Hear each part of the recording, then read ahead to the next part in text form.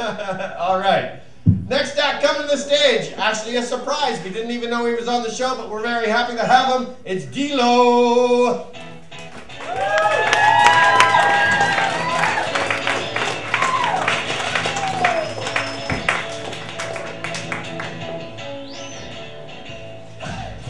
Hello.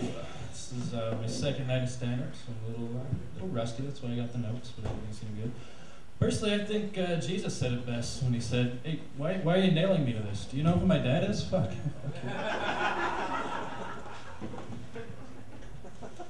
So I'm a premature ejaculator. Before I get going, could all the attractive women in the audience please cover your ears? Thank you. Who am I kidding? I don't have standards. All the women, please cover your ears. There you go. Yeah, big old premature ejaculator right here. You heard of these 2-minute men? What's their secret? That's what I want to know. 2 whole minutes? That's crazy. Sex to me is like baseball, man. It's 1, 2, 3 thrusts and bust in the old ball game. Sex is like cocaine, man. I just spend all this time and money trying to get it, and then when I finally do, all the fun's over too quickly. I wake up in the morning with a limp dick, can't piss properly, and I got no money in the bank. It's not a good time.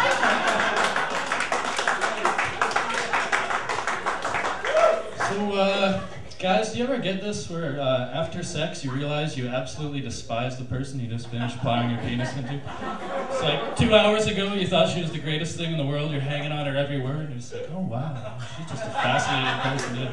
Wow. Just, you know, I hadn't noticed that the makeup department's always on the other side of the store as the shoes. I mean, it's really just, what an amazing person. She doesn't like wine, she likes champagne, remember that, could come in handy. Carry the 7, and pussy, yes! I remember to carry that 7, or else, you know, you get that. But, yeah. Guys have the exact same responses to women. It's just how they say it that changes, you know, because before sex, it's, yeah? Really? You don't say! And after sex, it's, yeah? Really? You don't say. Yeah, that's great. Guys are, we're low, we're shallow. I mean, you've heard this rumor that guys have a sexual thought every 9 seconds. That's bullshit. Guys have nothing but sexual thoughts every second of every day. Just to prove it, I'm going to tell you verbatim what's going through my mind right here, right now, as I sit on stage staring out at you. Pussy, pussy, titties, beer, pussy, vaginas. I wonder how Stallone would do in a real fight. Titties, beer. That's it. That's all we think about. It's really not that complicated. You ask your guy what he's thinking, and he says nothing. It's not nothing. It's that. At this point, I'd like to thank my lucky stars that my girlfriend is foreign and didn't understand any of that. So that's good. If she does understand, then I guess it's back to beating the meat for me, but that's all right. Pretty used to it. It's one of my 2 favorite pastimes, jacking off and eating food. When you do these things as much as I do, you begin to realize that not only are they similar, they're virtually the exact same thing. Think about it. Lots of preparation, it feels good at the time, you gotta clean up afterwards, you never really feel satisfied when it's all over, you know? That's some people don't talk about too much, masturbation. Here's another thing people don't talk about very often. These same muscles that stop you from peeing are the muscles that force shit out, and this can lead you to very difficult situations. Guys, you ever get this where you go to the bathroom, whip out your dick, and it's always when you got like a really long, never-ending flow, and then you're just like, shit. I gotta take a shit too.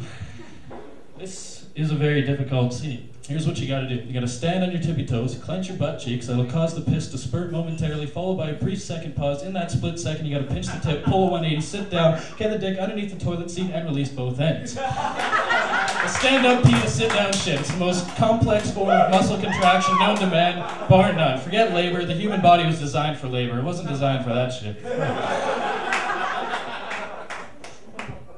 So what's the deal with these sadistic bastards who store their extra toilet paper outside of the bathroom? You know, like where you actually need the toilet paper? This only happens at other people's house because you have the common sense to put the toilet paper by the bathroom. So, you know, you're sitting there and then you realize you're out and, where the fuck was that joke going? Hold on. I know it's going somewhere. Right. And when you're in this situation, you feel like it's your fault somehow. And you're the one who's embarrassed, even though it's this asshole who doesn't have the common decency to put their fucking toilet paper and follow proper bathroom conventions. And that's why you're in this situation. So you sheepishly walk up to the door, tap on the window. There's always a long pause. You're sitting there hanging, hoping that the excrement doesn't drop to the floor. And then someone finally answers, like, oh yeah. You're like, hey, how's it going? You're out of toilet paper. And they go off to their secret stash, wherever the fuck it is, open the door, a little tiny crack, laughing at you the whole time. It's ridiculous. You ever get that where they don't answer? And then you have to go get it yourself? Yeah, me neither. No, that's never happened. You know what I hate? Fucking people. Just despise them, yeah. Love individuals, hate people. Fuck. I like to think I'm an alien sometimes. Some people call it going insane. I call it having an imagination, to each his own, whatever floats your boat. Some people don't believe in aliens. To me, that's kind of like standing on the shores of coastal Europe 1,000 years ago, looking out over the Atlantic and going, yeah, there's probably nothing over there. And it just stops. In case you didn't notice, you're standing on over there. It's the same mentality. People don't change. Shit just gets bigger and faster and more relevant. But, aliens, right? Okay. The reason I like to think I'm an alien is I don't want to be associated with a species that can invent the Bowflex before they can come up with a substitution for toilet paper.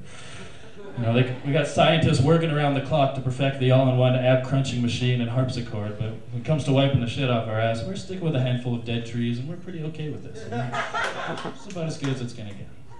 Something wrong with that set of priorities to me. I wish I could be an alien stand-up comic, because you could look at people objectively, tell them how stupid the shit they do every day is, which is pretty much what a stand-up's job is, and you sit there and go, yeah, he's right, I do that. Fuck, that's hilarious. But if I was an alien, I could have a stand-up bit like this. But like, when I came to planet Earth, I noticed people don't pay too much attention to the sky, you know? It's kind of a simple word for intricate conglomeration of galaxies and stars. They'll make your planet look like a fucking flea on a dog's back, but whatever. I asked someone why they don't pay attention. He's like, oh, that thing. Oh, that's just there, you know? I gotta worry about getting a job and having colorful pieces of paper. That's what's important, you know? That's what it's all about. I was like, don't you realize that's like walking into a room full of 18,000 naked, horny virgin supermodels, and there's a guy sitting in the middle playing with an Etch-a-Sketch? And you're just like, hey, dude, don't you realize that you're surrounded by 18,000 naked, horny, virgin supermodels? Can you imagine the possibilities? The guy's like, oh yeah, but I don't have a chance of getting to them. Besides, I gotta work on this Etch-a-Sketch. This is what it's all about. Money would only make sense if it actually reflected the value of what it's representing. And that's pretty inherent that it doesn't, because we try explaining to our alien stand-up friend, what's that shiny rock over there? Oh, that's a diamond. It's worth millions and millions of dollars. Oh yeah? What about the shiny rock next to it that looks like, feels like, and pretty much is a diamond? Oh, that's a cubic zirconia. That's worthless. That's absolutely nothing right there. And I believe I'm out of material, so moving on.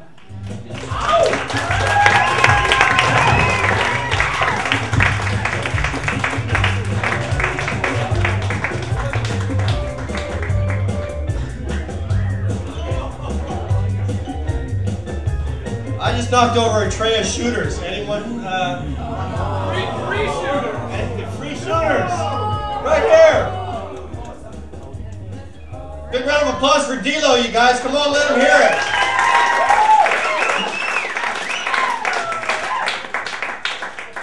Oh, man. I don't know how that happens. How can it be? That's a fucking funny kid right there. Danny Mendlow is his actual name. D-Lo. Give it up for him one more time, you guys. Fucking funny kid. How does that happen? I've been doing stand-up in Vancouver for 12 years. I have produced at least a half a dozen fucking good shows here in this city, and I've never ever seen Danny before. I don't know how that happens. Danny, fucking awesome job, man. Keep doing stand-up. You were awesome. All right.